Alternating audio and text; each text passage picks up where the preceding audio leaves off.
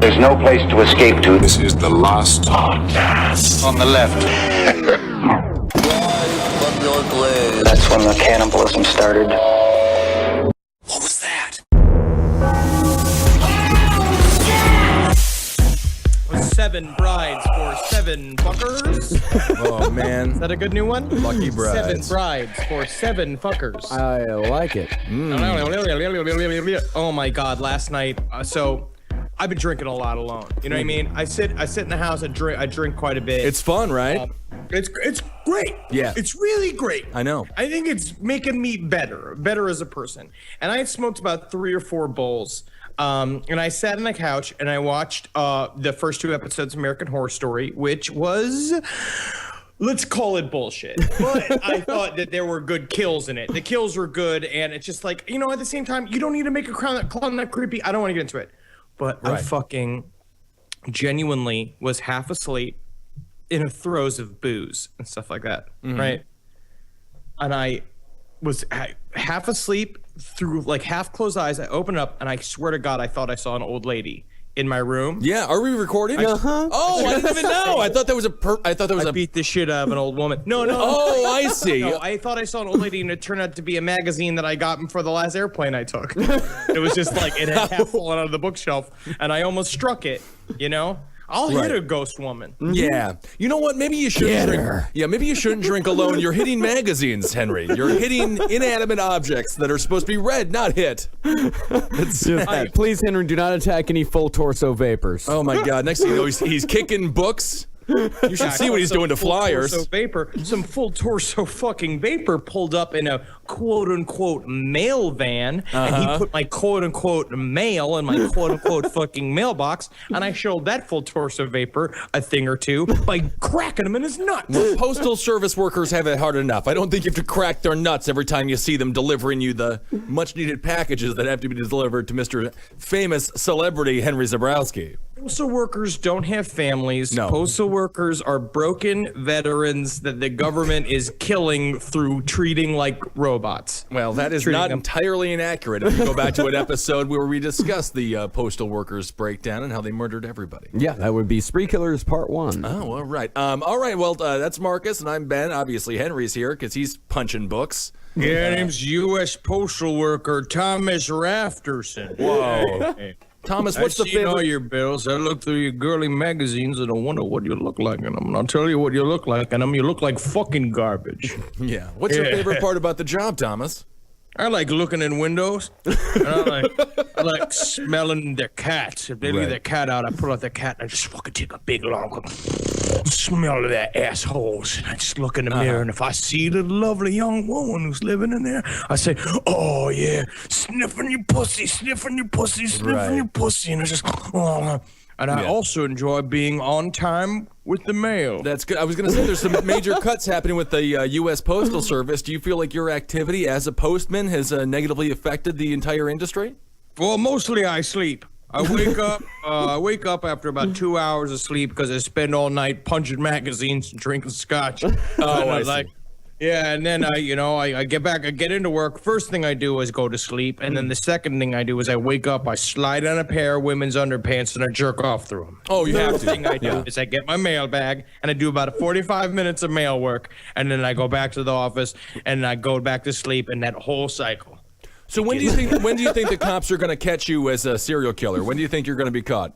I mean, we're all doing it together. And I met this man. He said he was a U.S. senator, but he had these weird like flap things that shot out of the side of him like a diplosaur, and he shot venom all over this one guy. But then when we were hanging out, he seemed pretty cool, and he had a pretty big plan for how everything was going to be for the next 30 years. So I'm into that. Very good. Very good. Well, that is spooky, and that plays in perfectly for today's episode. We got spooky spaghetti. We got some creepy pasta for you. We've got them phantom peribianto. Well, what happened? Pele Peñato? We got some Parmesan phantasms. We got some creepy pastas up in this shit. Yeah. And I will say, we've been doing these creepypasta episodes for how long now? This is our 9th one. Wow. 9th one. getting to the bottom of the barrel here. Yes, people got to keep on writing those creepy pastas, you know? I have a couple of original ones and a couple other things I think they're going to freak you the fuck out. All right. And again, this is we're still celebrating Halloween. Yes. Went to Halloween Horror Nights. Oh, how was that? With Jackie Zabrowski, of course. Yes, I did. Thank you to people who suggested I go there. It fucking ruled. A lot less crazy than I thought it was going to be. Yeah. And fucking... Did people think that you were brother and sister or husband and wife? That was what was. Jackie insisted on buying this tentacle hat because we both were like, we grew up poor. So every time we Right. went to amusement parks, we always see people with all the light up shit on, like all the cool dumb shit. And we was like, I want that. And my mom is always like, you gotta put us in the poorhouse every time. Right. You're like, we already live in the poorhouse. Yeah. So this time I was like to Jackie, I was like, we're getting all the fucking light up shit. And so we were covered in light up shit. Right. Henry, and Jackie insisted on buying this tentacle hat that looked like a veil. And so we just looked like an incredibly cold newlywed couple. Is it your ultimate goal to become white trash with money? Because I feel like that was the trashiest thing I've ever heard in my life. We grew up poor. I swear to God, when we had our money, we were going to buy light up hats. Yeah, that's what You know, exactly I what it used to was. see all them kids that had them big old top hats on made of felt, and they had them aliens all over them. man. Oh, damn it. I want to be like the rich kids who had that $4.99 dumb light up cap. Dang it. Yeah, we were living it up. We were Zabrowski rich last weekend, and it was amazing. But no, it's very scary, and I hurt my knee pretty significantly. Uh-oh. We went to the Dracula Unborn house, which was kind of stupid, and the movie looks kind of stupid. Yeah, I know. That seems like a whole marketing ploy. Why'd you go to the sellout place? Because it was. I paid the money. We were doing every fucking maze. I don't give a fuck. Right. We were doing every maze, and I was ready to punch out of Dracula as soon as I walked Right. in there, and there was a fake farmhouse. I didn't see the flappy thing, because a lot of times the guys would pop out and come out of flappy things, and I was like, it was perfect for them. I was just staring at the flappy thing. I'm like, what the fuck is this door? What is? And then fucking gay ass Dracula pops out of the thing because there was like 9 Draculas with wigs on and fake swords, and he was Right. just like, oh, and it scared me so fucking bad that I ran and fell over a stalactite and hurt my knee. Oh my God, Henry, we've got to make that reality show we've been talking about for years, where we just go to haunted locations. Yeah, it's too scared the perfect. shit out of me. Oh, All right, man. So now we begin this creepypasta episode. All right, I want you to go and put your Nona's apron on, right? But Unless take off she's all the using it, rest. yeah. Unless she's rip it off her fucking fat. I mean, I think that's a sexual assault, but No, I'm just saying. Hopefully, she's not wearing anything underneath it, so you can see her big old hanging burrata bags, her swinging mazzadellas. oh, I right? love them. Yeah. And you fucking take off all your clothes, put on that apron, put on a chef's hat, right? Get a whole bunch of Jamaican basil, if you know what I'm talking about. I don't. Fucking roll it into a cigarette, a joint. Roll it into a joint. How many Jamaican more of these? basil, that's weed, huh? That's weed. I don't know how that's racist, but I don't want you to fucking smoke it to your dome piece right now Right. and prepare to get your nipples hard by how scary these creepypastas are going to be. Yeah, I do think that's how Ed Larson from the Round Table prepares for his job at the Subway at the cheesesteak shop. Yeah, well, that It's pretty much a Subway. so he doesn't Yeah. punch a customer. All right, so who wants to start? I can go first. All right, let's Want to start. start off, Ben? Are you sure? I don't know. I don't care. All right. Well, let's ease No, him in. Henry, you go first. You Let go me first. Go first. No, I'll go first. My grandmother I'm grew up in the slums. Okay, so what's this called? This is called seaweed. Seaweed. Yeah, what's wrong with you, Henry? No, keep going. Keep going. Yeah, it's called seaweed. It's all about, it's a story that people find to be very scary. And everyone's going to be terrified. Please. My grandmother grew up in this. God help us. All right, Henry, enough. I have an acting role on Thursday. You could. I do. I'm playing the Toxic Avenger. Ooh. Oh, I thought you're not playing the illiterate butler. No. Is how I describe your reading ability? No, that's for whoever made the Butler's next movie, The Illiterate Butler. I will be the star. I can't read, Gerald Ford. I better ask Mr. Nixon how to teach me how to read. I've been interrupted. Very good. My grandmother grew up in the slums of Prohibition-era Chicago. Her family lived in a small house near the harbor, and one of her earliest memories was of a particularly hot summer. It was hot. Seeking respite from the heat, she and her sister discovered a seldom-used section of the boardwalk near an abandoned warehouse. That's fun. Every night for several weeks, the two girls would make their way down to the docks and sit together on the edge of the pier as the sun went down. My grandmother vividly, for a time fondly, recalled the feel of the seaweed between her toes as she and her sister dangled their feet into the murky water. The water wasn't clean. And so that's the sad. That's more of a environmental issue. Yeah. Is that the scary part of the story? Well, I mean, if you think about what we're doing to our oceans, that's pretty damn scary. So yeah, maybe people should stop drinking so many Dunkin' Donuts soda or What are you talking coffees. about? What do you just get Dunkin' Donuts coffees are what's ruining America with the plastic. Anyway, so their feet are dangling there in the murky water due to the pollution we just discussed. It wasn't until years later that she returned to the pier and found that the warehouse had been completely demolished. Curious, she made an inquiry to the Department of Planning and Development. Apparently, the warehouse had been owned by the mob, who was using it as a base of operations for the local prostitution racket. So that's kind of fun. So that's where your mother used to work, right? At the dock, a prostitute house. Fucking prostitute dog, you fucking fishwife. Are you guys making fun of my mom? Is that what happened? My mother used to work at... Are you telling me my mother used to work at the prostitution racket? I'm just saying your mother was very friendly to me and my friends. My mom didn't have sex with you. Did she have sex?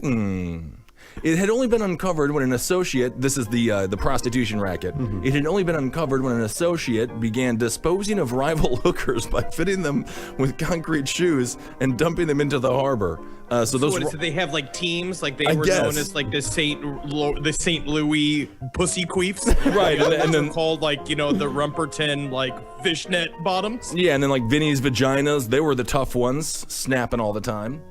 Okay, so they were dumping these rival hookers always with their concrete shoes and dumping them in the harbor. Investigating officers had recovered nearly 24 bodies from the water of a secluded pier nearby. How had the bodies been discovered? A passing fisherman spotted some of the victims' hair floating near the surface of the water like seaweed. Their hair, it was their hair that she was touching with her toes. That the water was dirty because there was seaweed in it. But it was hooker hair. Oh, yeah. So that's the whole point. So let's do that. First of all, I'm just going to say, if you think that a seaweed is a hooker's hair, you are a fucking idiot. Well, and you deserve to have the dead body juice all over your feet, you and your fucking dumb grandmother. Well, this is I why hope the story is real. It is real. Prohibition-era Chicago, not a lot to do, and you just don't want to realize the hard truth that everyone, that you think is seaweed is actually just a hooker's hair. Everything you think is seaweed is hooker's hair. That's gonna be great at fucking beaches from now on. Be like, I got some hooker hair in my goddamn ankle. I love that. Going with your dirty Uncle Arnie to the fucking beach. I don't know why I feel like it's more disgusting to touch seaweed. I hated seaweed as a kid. Hooker's hair, I can deal with hooker's hair. It's just grass. Right, human grass. Sea grass. Yeah, it keeps on growing, I think, post-mortem as well. Yeah, well, actually, that is a myth. It does not keep growing. Rather, the skin recedes. Yes. Ooh. Yeah, you're a fucking idiot. Well, you're gonna have a nice full head of hair when you die, Henry. That's funny. All right, so this story is called The Old Lady. One day at a shopping mall in the afternoon, a woman was coming out of the mall from a shopping spree because she was fucking had nothing else going on. Yeah, she's a lady. Yeah, it's fine. People go on shopping sprees all the time, Henry. I love shopping sprees. She was in a hoppy mode. She was in a happy mode. She had gotten to her car and loaded her stuff that she had bought into her trunk. When she was done loading, she shut the door of her trunk and she saw an old lady standing by the passenger side of her car. The old woman said, "Would you be a darling and give me a lift home? I don't have a car. I was walking all day." The woman said, "I'd be happy to." So she unlocked the door for the old woman. Don't do that. Old woman. As she started to make her way around the car to the driver's side, she started to feel uncomfortable. So when she got in the car, She looked at our purse and said, "Darn, I can't find my credit card. I'm gonna go inside and see if anybody found it." The old woman said, "I'll wait for you here." The woman left to go look for help. Then she found a security guard and told him the situation. He went back to the woman's car and the passenger door was wide open. On the seat of the car was a shopping bag that the old woman had been carrying. Inside of the bag was the old woman's dress and a gray-haired wig, along with a huge butcher's knife, a video camera, and a roll of duct tape. And I mean, like, at the same time, first of all, was it Alan Cumming? Yeah. As an old woman? Like, how do you know? Or is it like cut to reality and it's just a guy, fucking full, huge, like Eddie in an old man woman wig, just sitting there just going like, "Hey, you be darling, give me a thumb. I got an old woman here and I don't have a car. I was walking all day and I kind of like, I'm thirsty for blood." So, did I go too far there?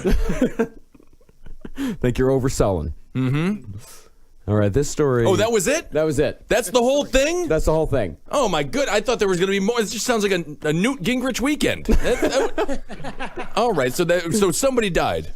Well, technically, she went on Amazon and bought the senator packet. Right, The exactly. box that comes with a knife and a roll of duct tape, an old woman's wig, and a video camera. I paid an extra $5 for the J. Edgar Hoover collection. Yeah, and that comes with panties with an extra wide front, so you can slip your balls in there. Oh, perfect. All right, this one is called The Real Santa. Ooh.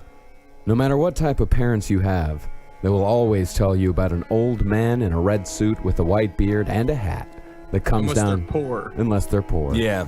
That comes down your chimney and lays presents in your living room every Christmas, like eggs. Later on, you then find out it's all a lie, but what you don't know is they weren't lying. They were just giving you a slightly hidden warning so you'd go to sleep.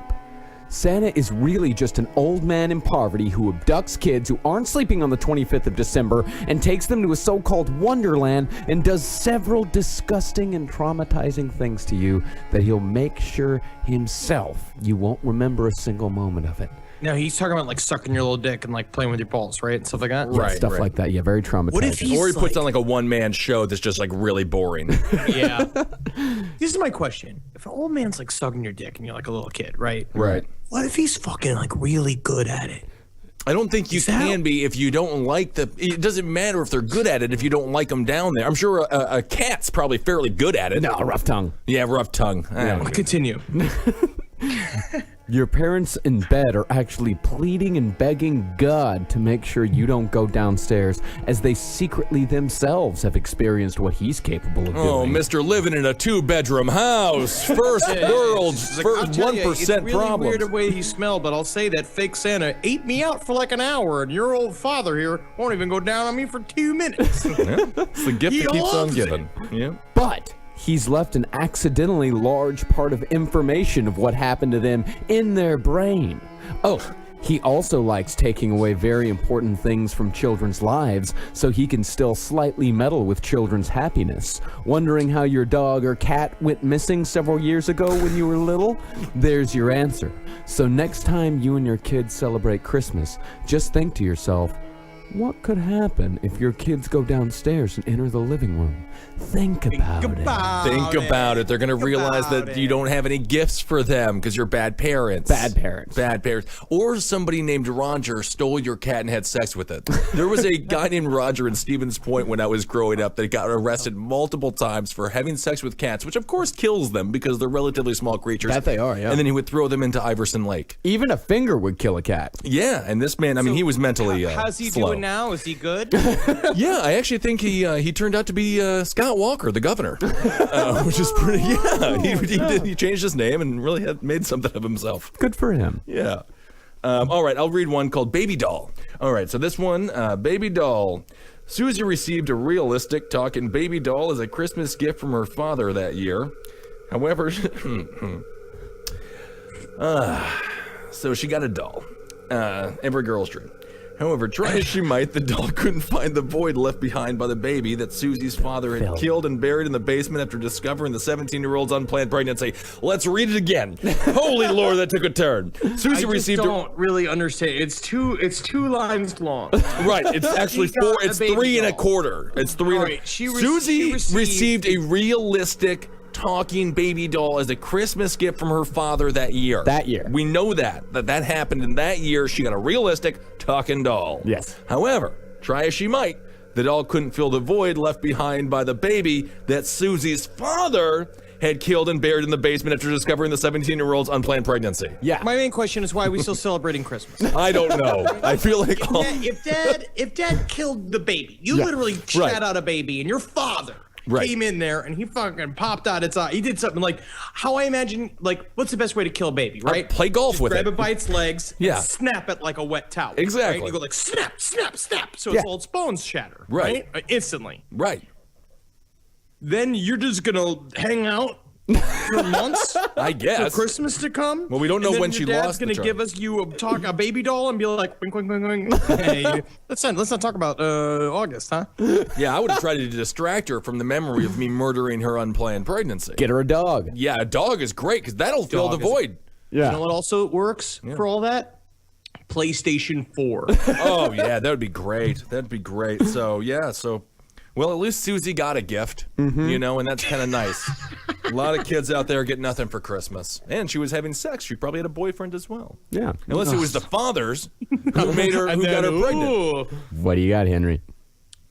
This is a story from Reddit No Sleep that is called Never Go Camping Alone. And it was written by Senyin, Senyin. Or it's real. Yeah, I mean, if it's real, it is like the saddest story It's real. ever. This is a real story. I could tell. I always loved camping. It's been one of those things that I fell in love with as a kid. My dad and I used to go camping all the time when I was young. Would always tease me about the creatures that would come up to our tents. Wolves, bears, or monsters. He'd often scare me with a monster mask he would bring with him, which is that's really fucked up that he would do that because it sounds like you're getting molested. He'd stand outside the tent and pretend to be a monster just to spook me. It always worked, because you're a pussy. I went on camping last week. It's been 6 years since my dad died. I decided to go on my own to enjoy it, to relax, to try to remember the good times I used to have with Dad. I miss those fun times. I met a kind couple who was camped not too far away. They seemed so happy that I was almost jealous. The day went by just fine. It wasn't until night that something went wrong. I woke up with a jerk. I'm having one. I could hear heavy breathing and footsteps around my tent. My heart raced and I didn't know why. I was disoriented. I didn't know where I was at first, having almost forgotten that I had gone camping out in front of 656 Metropolitan where Ben Kissel lives. Then I laughed, telling Dad to stop. But Dad was gone. He'd been gone several years. That thing outside was not my dad. I felt a strong fear build up inside me as the snaps of twigs echoed in the emptiness of night. I heard no crickets, no wind, nothing, but the thick, heavy breathing that circled around my tent.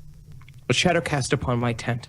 The fire outside still barely burning. It was stretched, disoriented, but long jaws like a wolf could be seen with teeth that seemed out of place, crooked. And the thick slides of drool were caught in the shadow as it dripped. It had to be a wolf or a bear, I couldn't tell. Dad always joked. I never thought it would actually happen. A deep snarl came from the beast outside. I was so scared. I couldn't scream. To reach for my phone to call someone. No signal.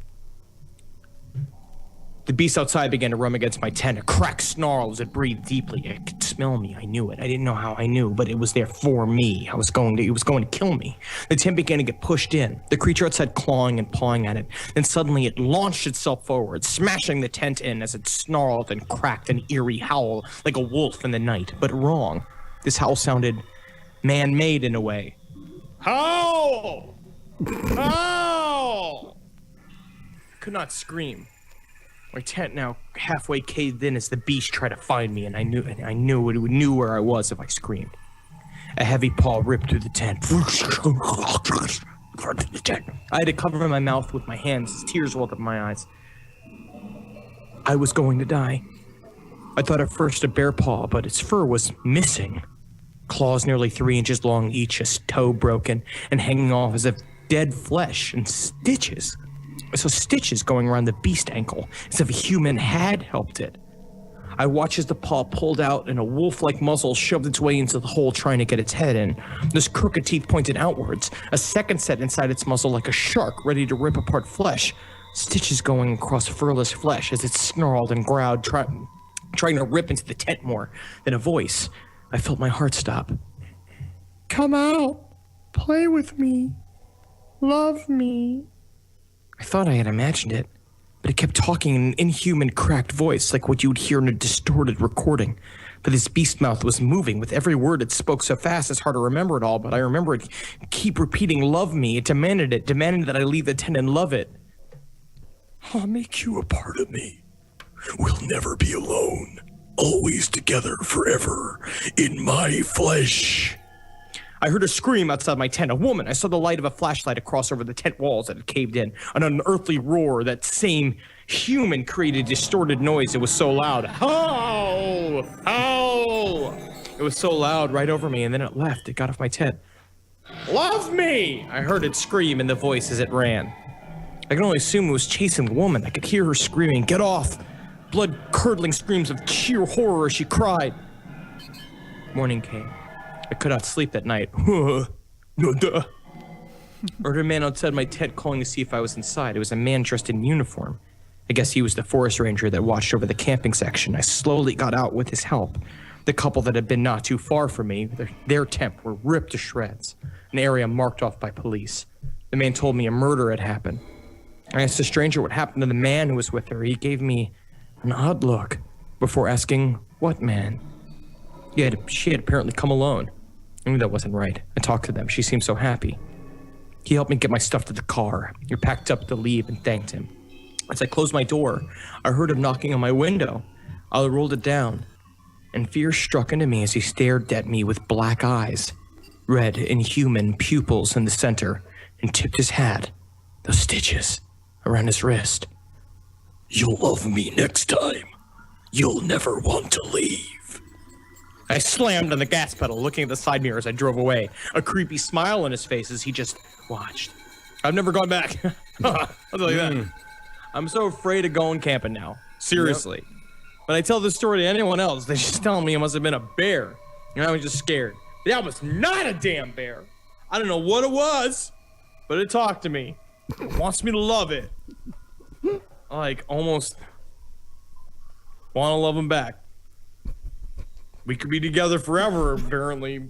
That's not the story anymore. I think that's you. I think. No, but that is literally the last two lines of the story. But I do like that. Yeah, that bear just wanted you to suck his dick. Yeah. It sounds like he went to Abe Vigoda's campgrounds. It's just one of the perks. Yeah. Love me. It was just love me. Would John wandering the forest. People have forgot about me, but if you remember me, then they'll cast me in another sitcom with Seinfeld. Do you remember my years on Family Feud? Never go to old haunted Hollywood campgrounds ever again. That's scary. This next one's called Lightning. Ooh, yeah. I love lightning because that's where energy comes from. That's not where all energy comes from. Well, I don't know, but that's where we got our first light bulb. Are you a caveman? No. Are you like legitimately? No. Like, do you just think that like the sky, that like the sun is a lamp, and that like the shaman come out every day and he pulls on the lamp light and it just the light goes out? If the sun's not a lamp, how come every day I wake up at noon and it's on? You know, how come that's the case? It's because you're late for work. Oh, you should have been at work. Yeah. By then. Yeah. All right, Lightning. We had just moved into a little ranch house in the suburbs. Storybook neighborhood, quiet, friendly neighbors, picket fences, the whole 9 yards.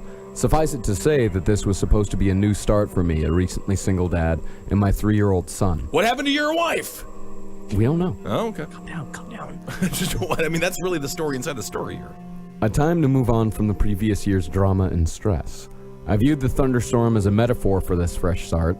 One last show of theatrics before the dirt and grime of the past would be washed away. My son loved it anyway, even with the power out. It was the first big storm he'd ever seen. Flashes of lightning flooded the bare rooms of our house, imparting unpacked boxes with long creeping shadows, and he jumped and squealed as the thunder boomed. It was well past his bedtime before he'd finally settled down enough to go to sleep. The next morning, I found him awake in bed and smiling. "I watched the lightning at my window," he proudly announced. A few mornings later, he told me the same thing. You're silly, I said. It didn't storm last night. You were only dreaming. Oh. He seemed somewhat disheartened. I ruffled his hair and told him not to worry. There should be another storm soon. Then it became a pattern. He would tell me how he watched the lightning outside his window at least twice a week, despite there being no storms. Recurring dreams of that first memorable thunderstorm, I figured. Apparently, this is also the same story as why Charlie Sheen and Brett Rossi broke up. It's because he kept saying shit like this. Yeah, yeah. Or there's a used car salesman named Ron Lightning, and he was just in there and molesting the boy. Well, you kind of gave away the story. Oh, did I? I didn't read that one. I'm sorry. It's easy to hate myself in hindsight. Everybody assures me there's nothing I could have done, no way I could have known. But I'm supposed to be the guardian of my child, and these are useless words of comfort. I constantly relive that morning, making my coffee, pouring milk over my cereal, and picking up the newspaper to read about the pedophile local authorities had just arrested. Every morning. That's what I do every morning. It was front page stuff! Wow. Apparently, this guy would select a young target, usually a boy, stake out their house for a while, and take flash photos of them through their window while they slept. Sometimes he did more. My stomach sank as the connection was made. At least he was asleep. Yeah. At the time, it was merely something from a child's imagination. In retrospect, it is the scariest thing I've ever heard. About a week before the predator was caught, my son came up to me in his pajamas. Guess what? He asked. What? No more lightning in my window. I played along. Oh, that's nice. It finally died down, huh? Why are you playing along? No, he said. Now it's in my closet. Lightning in the closet. Pedophile in the closet. Ah, I've yet to pedophile see in the the closet. but it says right here, I've yet to see the photos police have collected. Yeah. Because they're too busy beating off to him? I don't know what you wanted Yeah, from I us don't from know that what's story. Because you literally were just sitting there going like Right. stirring your coffee, just going like, huh, pedophile taking pictures of his window. Weird. His son keeps seeing lightning as he goes to sleep. Huh. Oh, well. Oh, I sure hope I can make it to the office on time, and there's not a too good of a radio program on the radio that forces me to sit in my car for 15 minutes because I'm a fucking psychopath. Yeah, bad dad. Bad dad for sure. Yeah, I can't believe I called that one. Yeah. Very good. Keep it in. Yeah, I want to get some credit there. Nailed it. Oh, all right. Now I have one. It's called Smile for Me, which is kind of exciting. And I always scream that at ladies on the street. Smile for me. Smile. Which smile. is great. Which is really great. And women love it. Yeah. They love it when you do it, especially because, I mean, like, it's not like you always smell of vanilla vodka and are ranting and raving and you're 7 feet tall, you know what I mean? And grabbing at him and got your stinky Phantasm shirt on. I'm sure that's fine. You know, I'm sure he's they wearing like his Texas Chainsaw Massacre shirt right now. Vanilla vodka smells great. It's like vanilla. I mean, It's everyone. That's a scent. Yeah. That people, put like- in. You smell like a drunk baker. Exactly. Come and have my croissants. All right, I'm going to read one called Smile for Me. All right, this one, here's the first 5 words. I have a beautiful smile. So far, See, so the good. way you say it, I don't believe. So far, so good. All right, I have a beautiful smile. Oh, how I miss it. This morning, I woke up and I smiled at my bedroom mirror. I am disappointed at what I see. I kissed my husband. And I love my husband. And I kissed him and I blew him and I touched his balls a little bit. And he said, "Get out of here, Wendy." Get out of here, you huge man. Disgusting. You're not my wife. Well, he calls me Wendy because he respects me as a lady, Henry. Okay, so I send my kids off to school there. It's some good school, whatever. I entertain guests and friends. I show them all a lovely smile, but I look in the mirror and I do not see it. Are you ready? Harry calls from the parlor, as he would. Are you ready, you fucking bitch? Yes, my My love. huge wife, are you ready for your oil sandwich? Yes, my love, I reply as I clasp a string of polished pearls around my neck. Ooh. God, how big is that string of pearls? Oh, it's a nice size string because Harry knows me and he loves me. Oh, fantastic. The children are with Mrs. Knox, and the dinner reservations are all set for 8 o'clock sharp, and I'll be there in time. Harry beams as he enters our bedroom. He crosses over to me, and he puts his arms around my waist and tells me how darling I look tonight, and I love him for that, because I do feel darling. I embrace him warmly, but Honey, you're getting huge. Harry, no, it's nice night. It's good evening. It's a good evening, Harry. All right. I embrace him warmly, but suddenly I feel his arms stiffen. Oh, that's not supposed to be what gets hard. Vivian! Harry stutters. Vivian! Yeah, he stuttered that. Yes, dear, I answer sweetly. In horror, Harry raises a shaking finger. I've seen that before. In horror, Harry raises a shaking finger over my shoulder and points at the old full-length mirror against the wall. Fuck! Fuck! Your reflection. It can't be. Is it staring at us? The reflection is staring at them and me, and I'm there. So it's staring at us. I turn to see her. I turn and I see her, gazing intently. She throws herself against the mirror. There is no sound, only deafening silence. Harry, help me! She mouths as she mouths as she batters the surface with her fists. She's getting real mad and she's stuck inside the mirror. I feel my eyes narrow at her. Harry looks back and forth between myself and my abhorrently perverse reflection. My limbs I do have this feeling every single morning. I do want to say that. My limbs begin to elongate and dear Henry's blue eyes widen. He shrieks and struggles as I grasp him. My jaw detaches, my face contorts and splits open at my mouth. My teeth look like shined and pierced knives. Vivian claws at the mirror. She beats against it as I devour her hapless husband. Perhaps now she will learn how to smile for me. Yes. So give me a smile, would you? I just felt like this was very appropriate to all of your relationships. Oh, they love it. So I spent a lot of time looking through a lot of creepypasta today, and if anybody out there is an aspiring creepypasta writer, stop using mirrors. Every third story has a mirror in it. There's a creepy mirror, some weird mirror that something happens, and everybody's got teeth like knives. Everybody's got teeth like sharpened steak knives. It is scary because teeth are not supposed to look like knives. Well, everybody has a mirror. Teeth like stalactites. Oh, teeth please, like that's just an earth knife. Full of cum. Yeah, teeth like dripping jism. Teeth like prison shivs. That is a knife. No, that means a shiv. I thought that was a shiv. It's a more dangerous Vivian. Vivian. Now we take a trip to Joberdick. This is a story called Joberdick. Uh-oh. In Joberdick, a small fisherman's village in the country of Bulgaria, on the dawn of January the 1st. Sorry, I'm choking on a stone. I eat groks for breakfast. Oh, no food here. Everyone closes their curtains and holds their breath for half a minute. Hours after the craze of midnight celebrations, children look questioning at their worried parents, but cannot help to shiver in the embrace of their shaking parents. One can hear the sound of bells being struck exactly 25 times last year in the short time span. The nearest church, however, is over 32 miles away. 32. You will find no one in the streets in these fateful 30 seconds. And even the birds will stop their whistling. Some have gone out of their houses, roaring boldly in disbelief of this century-old tradition. On the first sunset of this year, 2 people gambled their fate in the very first rays of sunlight. The next dawn, the bells will be struck 27 times. That was it? Now I have 2 more guests to my phantom party. All right, everybody ring a bell. So there was like 7 or 8 vaguely recognizable accents in that one. Yes. Yeah. That There was- was I was Transylvanian. covering all of Europe. Oh, I see.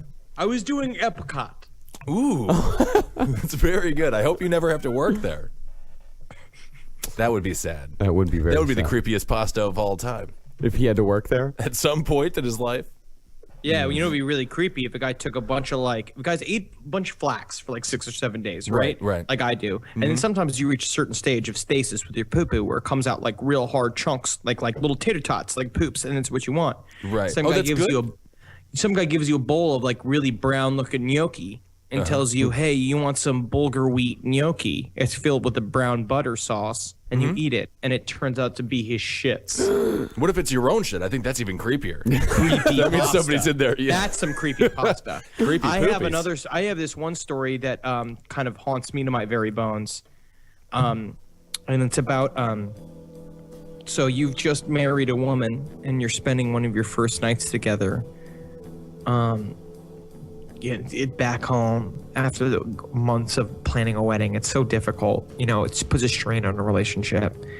And so it's nice. So it's like once the wedding happens and you come you spend a long time, you're out on a honeymoon and you make love out on the beach together. And then you finally, it was just like, well, you're finally at home, and you finally come home and you're like, this is it. We're husband and wife now. This is our home now. Let's say, it's like late at night and you're sitting on the couch, you got a roaring fire going, and you just, in a moment of passion, you just begin to start like kissing each other. And all of a sudden you hear the of a phone ringing, right? And you answer the phone, and it's like, what are you doing with my daughter? You tell your girl, and she say my dad is dead. Then who was calling on the phone? Who was calling on the phone? I don't know. Probably their mother. Who gives a shit? That's right. That was great. All right. That's a good fake out. Good fake. All right, Marcus, what do you got, buddy? I've got one called Baseball is Life. Ooh, I like that one. In 2003, there was a man who loved his wife. The wife hated baseball, but the man loved it. She was a bitch. One day, Awesome. Baseball isn't the best game on earth, it's fine. One day, the wife tried to block the channel that hosted live baseball from the TV while the man was at work. She also tried to make the man stall by saying that she was at the mall and she needed someone to pick her up. The man left work at 5 o'clock and went to the mall. After searching for 35 minutes, the man called his wife. After not answering 3 calls, she answered the 4th. The man asked, where was she? Where she was. She wasn't at the dress barn, and she wasn't at the candle wick She wasn't place. at the pottery barn, and she wasn't at the hot dog barn. Right. Now, I can't have anybody. I can't be dropping my wife off at the farm mall. I can't find her at the milkshake coop Nope, not whatsoever. or the jean stall. Or the freshly squeezed egg sandwich place. The wife replied that she was picked up by her friend. She added that the game was over and that the main team lost 8-0. Main team? The main team. Wow. The So main team. The Yankees. They were supposed to go all the way this year. I love the main team because they got that one generic hitter and then the generic third baseman. He was so good. They got the big guy. They got the big good guy one. named like Hightower, and then they got a little tiny guy whose name's like Speedster Johnson. And they got the guy who pitches with his feet. He was so talented. The armless pitcher. Yeah, Johnny Upside Down Rodriguez. That's right. Well, the man came home sad that the team didn't make it to the playoffs. But he found out that the team did make it to the playoffs by winning 4-2. And after the man found out that his wife blocked the channel, he brutally murdered her by stabbing her 18 times. The police took him to an insane sanatorium where the man insisted that he didn't murder her. The police actually let him free. And after 2 weeks, he married another wife that hated baseball, murdered her, was taken into sanatorium again, and was again let free. And then after 2 weeks, he would do the same. I think that was written by Roger Goodell, the commissioner for the NFL. Unbelievable. Wow. This guy's got to start marrying people that they have a similar interest. They need an this stuff. It's very important to have things in common with your significant other. Absolutely, yeah. All right, are we ready to jump into something actually very scary? Yes, let's do it. All right, Yeah, so because I mean, the creepypasta barrel is running low. I got one called Parasite. Yeah, it is. It is. Let's do one more. Let's have Ben do Parasite. Okay, I haven't read this one yet, so if it's a little bit bumpy, don't blame me. that's weird though. It's so because you are so prepared for each one of these readings. It's like I'm with a John Gilgood or like an Alec Guinness. Who's an Alec Guinness or a Gilgood? Alec Guinness. He was Obi-Wan Kenobi. All right. Bridge over the River Kwai. Well, it doesn't matter. Well, I didn't see him at Comic-Con. It's because he's dead. Yeah. Parasite. Don't think of a pink elephant. It's the oldest trick in the book. As soon as you read that phrase, a pink elephant immediately pops into your head, and then you name it Henry Zabrowski, and now it stars in an NBC sitcom called A to Z. 9:30s on Thursdays. Now don't think of a sanity Oh, this is kind of fun. Now don't think of a sanity-devouring psychic parasite attached to the back of your mind like a shadow. What little time you have left will be more pleasantly spent forgetting that one of those just popped into your head too, you fucking idiots! Yeah! That's great. Devoured. How you feeling now, you stupid listeners that we love? Yeah, we love How you. you feeling now? Now you got that in your brain. A sanity-devouring psychic parasite. I think that is also Henry, actually. Yeah. Yes, that's my goal. So this is a true story. This is the story of a killer named Larry Gene Bell. Right. Now, what I like about this story, I mean, I don't like it because it's mean. But he is a killer that he killed two people, a woman named Sharon Faye Smith and a young girl named Deborah May Helmick. Now, the thing that made this guy particularly interesting is that he kidnapped these people, and then what he would do is that this is very true, is that he would kidnap at the gunpoint. Basically, it turns out that he was a family friend of both of these people. So he got them to trust him immediately. If anybody held them at gunpoint. If they try to kidnap you by a gunpoint, just say, "Kill me now! Shoot me now!" And if they shoot you, you're dead. Otherwise, you get to live. Yeah. Never especially after what he did, especially after what he does. Right. Yes. So he kidnapped Sharon Faye Smith at gunpoint and took several pictures of her. Basically, he convinced her to take a bunch of pictures with him, and then he basically scooped her up from a car because she recognized him. And the parents got a call. So there was a gigantic in South Carolina. This was in 1985. It was a panicked area. Basically, this girl went missing. They found her car with the door open, her purse, and she suffers from a thing called diabetes insipidus, which is a disease it's a type of diabetes that is you have to be drinking a great deal of water, and it's a thing that lasts for 24 hours. Like basically you have to be drinking water constantly and taking your medication. So basically how they knew she was missing is that her bag was left with her medication inside of it. So there was a massive police hunt, one of the biggest police searches in South Carolina ever. And they get a call from this man, Larry Gene Bell, it'll turn out to be, basically saying, like, I have Sharon. He gives her the details of all the things that she was wearing that day. So they know what it was. And they're like, you're going to expect a letter from Sharon, and you're going to find it. And they led him to this phone booth where the letter was left. And they read the letter, and basically it turns out what he had done is he had captured this woman and then realized that he had made his mistake, decided he was going to kill her, had her write her last will and testament, and then choose how she was going to die. And apparently she chose... they gave her the options. Could you choose gummy worms? I think that would be a fun way to die. Death by chocolate. But it wasn't a TGI Fridays. So he said you could either shoot you in the head, give you a drug overdose, or strangle you with duct tape. And she chose to be strangled with duct tape because she was very religious, and she thought that this would allow her to atone for all of her sins. That's the worst option. This is by far the worst option. Take the drugs. There's a bunch we should cover this more in another episode, because he basically then proceeds to constantly call this family, and they have an ongoing dialogue.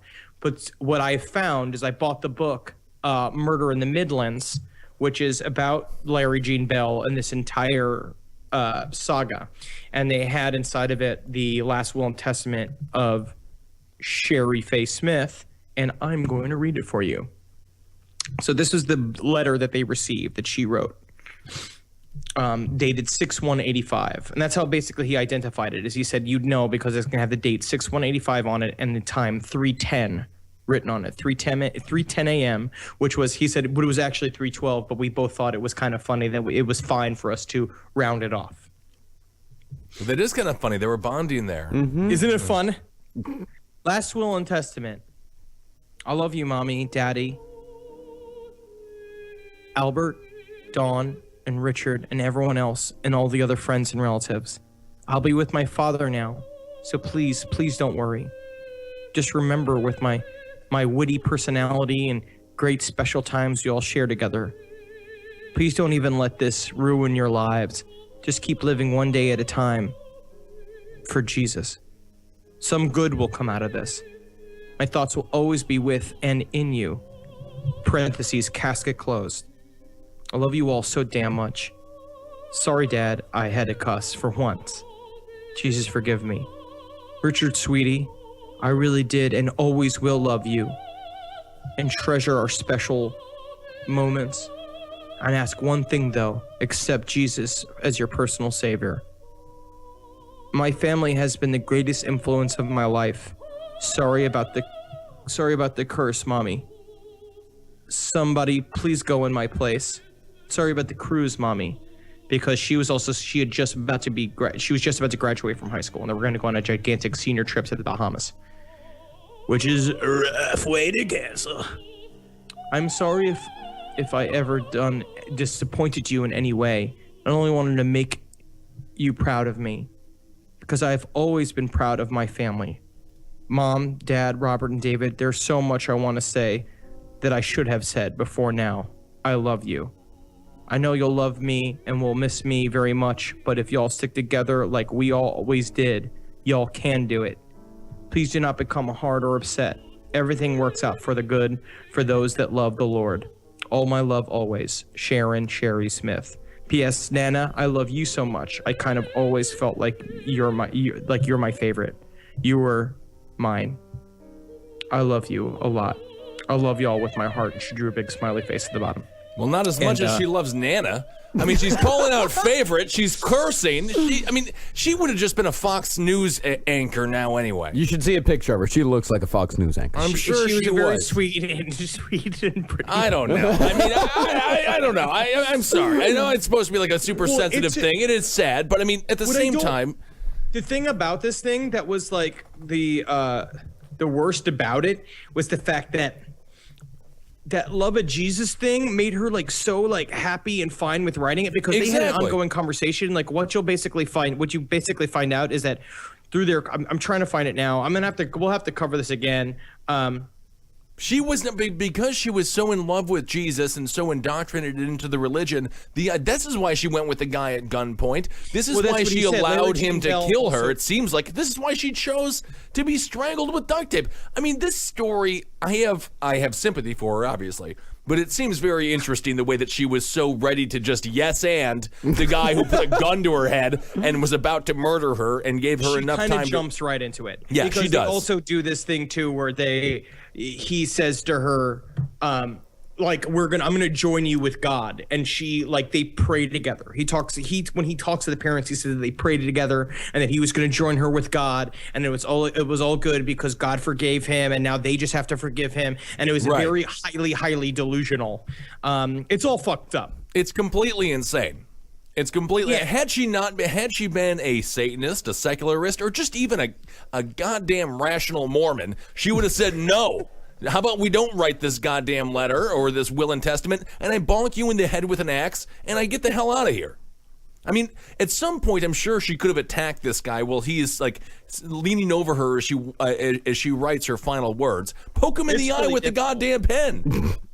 This is what, Satan never does this. Satan just wants you to go to a fucking concert and listen to records backwards. Right. I mean, like, that's all he wants from you. But that's only because all of the bands that he supports record their albums backwards, which is confusing. Yeah. No, Jesus really, I mean, he doesn't want a painless death. He really wants you to die as painfully as possible. I guess so, with duct tape. You can follow the arbitrary rules. I mean, good Lord. Like Vlad Dracul. Right. He was fucking tortured to death. Yeah, don't take advice from a guy who got nailed to a fucking tree, guys. No, obviously he's a sadist. He should have died on the walk up there. I would never. I'll tell you this. One thing about Jesus and me as well, I never would have sat still long enough for you to get those nails in my hand. No, definitely not. Squiggly wiggly. I forget. Try to catch me. Try to catch me. Yeah, it would have been like a Steven Seagal or an Arnold Schwarzenegger movie. I would have pulled those nails out of the tree there and just jammed them in the side of the person trying to murder me. If only she was Arnold Schwarzenegger. If only, instead of a tiny blonde 18-year-old high school student. And then, But I eventually, love I you will all, say- but Grandma, you're my favorite. I mean, are you kidding? How does that make the Kinda mother wrong something. feel? That is not fair. Yeah, Not fair. that's not fair. at all. So I think we're gonna wrap up this episode with a 911 call. All right, let's which do we that. haven't Yeah, done it's been a in while. we haven't done a 911 call in forever. This is a pretty brutal one. This is a guy in Florida that murdered 6 of his grandchildren with a .45 caliber handgun. Immediately sat down on the porch and called 911 to turn himself in. This is a never released Charles Bronson movie. Called Revenge Against My Family.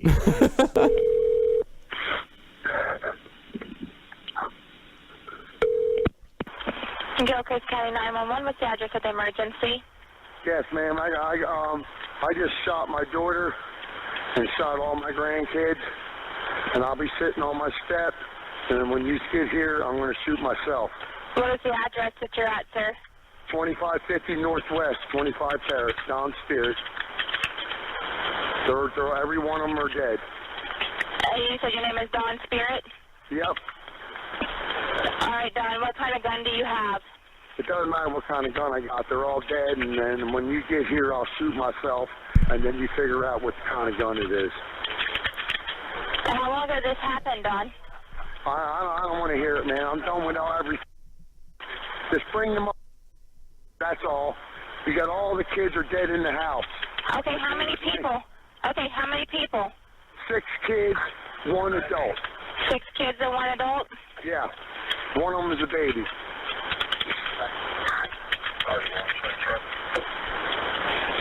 All right, Dawn, is there any way you can stay on the phone with me till I get somebody there to help you? What's that? Can I have you stay on the phone with me? No, not that. I'm waiting for them to get here. When they get here, I'm going to shoot myself on my back step.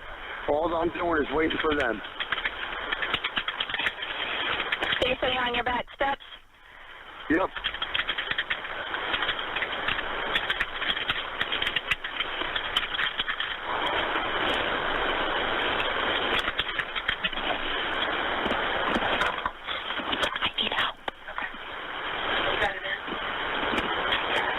Okay, Dawn. And shoot himself he did. All right. Yep. As soon Damn. as soon Did he ever as say why? Hello, I just called you. What's that? Did he ever say why? No, he just because when they got there, he had a very brief exchange with the cops. Then he just shot himself in the head. Yeah.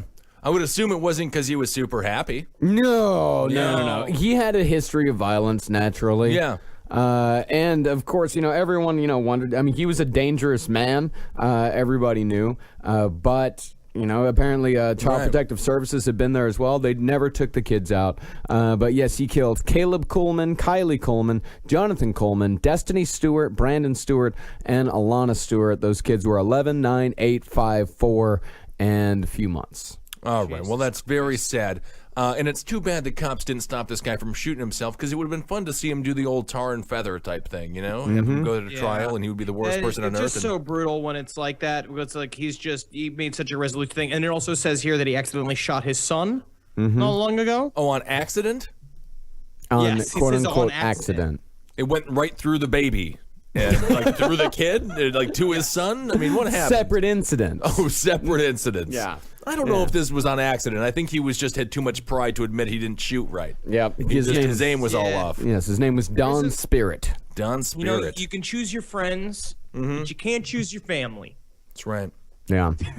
You really That's what that can't. reminds me of. Is that one? Is that? But you can story. choose to kill your family, apparently. Hey, everybody can.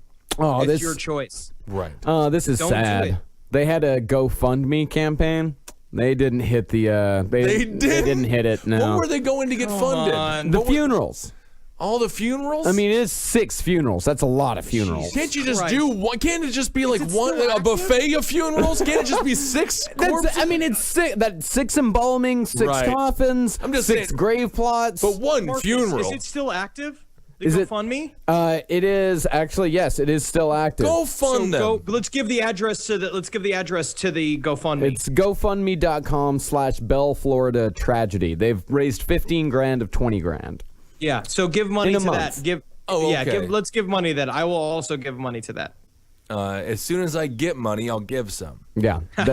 Which that will be is- very soon, hopefully. Yeah, that is a lot of money. 6 funerals, 6 coffins. Jesus All right. fucking Christ. We'll fund them. We'll all donate some money. I mean, the coffins alone, that's like 12 grand. I mean, they're children's coffins, so they're cheaper. So maybe like 10 grand, 9 grand. Cool. I'm glad that they're cheaper. You know what I mean? yeah. Well, that whole coffin thing anyway is a huge racket. Yeah. At least in the end, you're like, oh, my son is dead, but at least they're on. These caskets are on sale. Yeah, exactly. Yay! It's like, let's go. Hey, let's go check down at Ross and see if Ross has got some discount caskets. I Yeah, can't be exactly. spending all this money on this shit. Hey, I got an idea, honey. I know our baby's dead. Why don't we just put it in a fucking plastic bag and throw it off the fucking highway? That's not proper, sir. That's not proper, but nor is these funeral homes charge an arm and a leg for these damn things. There needs to be like a Bob's Furniture version.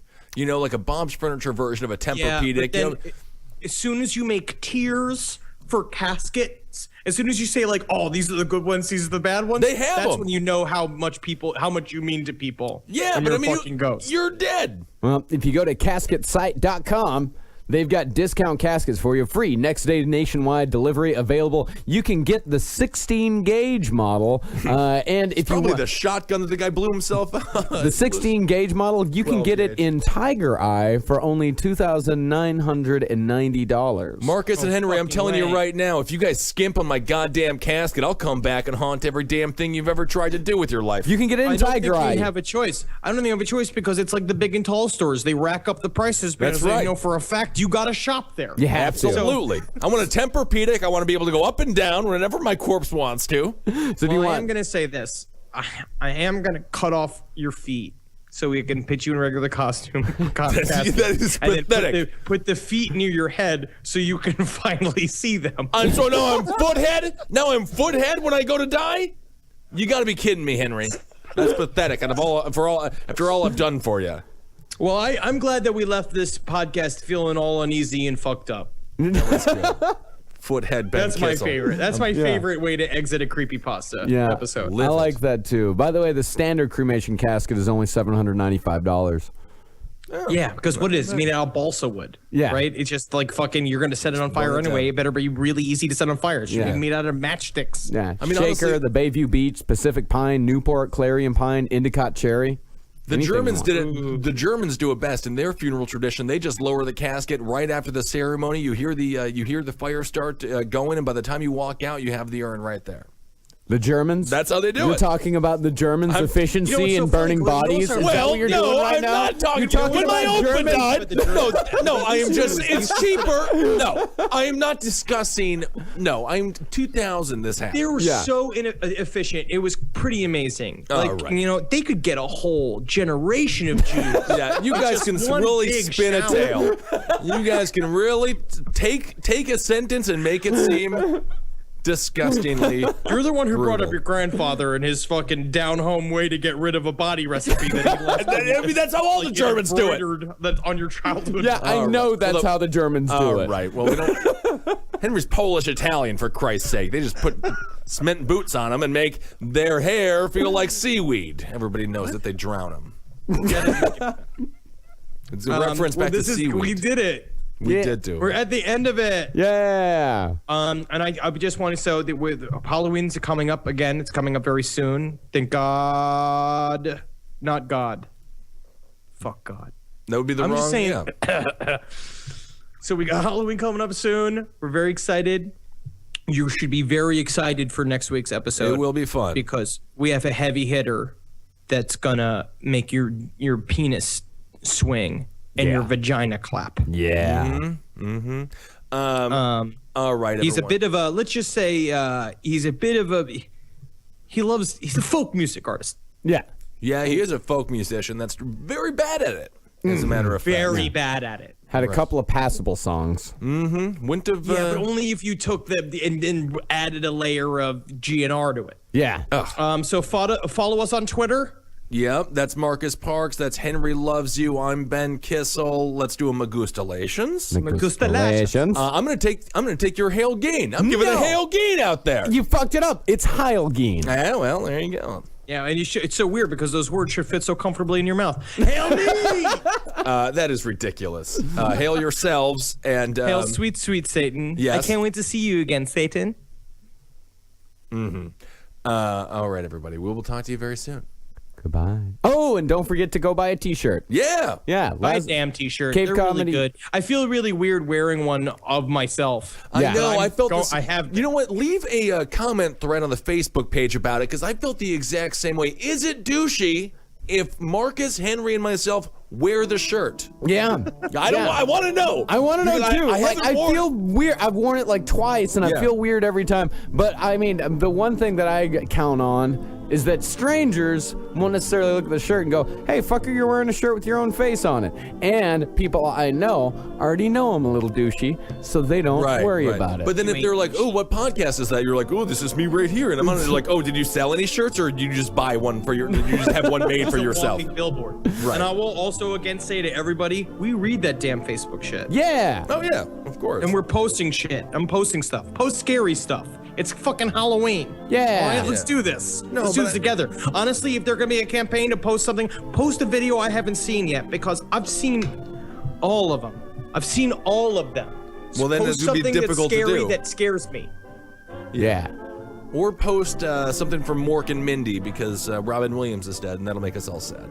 It's been months, Ben. I know. It was sad. I thought about him the other day. Well, hail Satan. All right.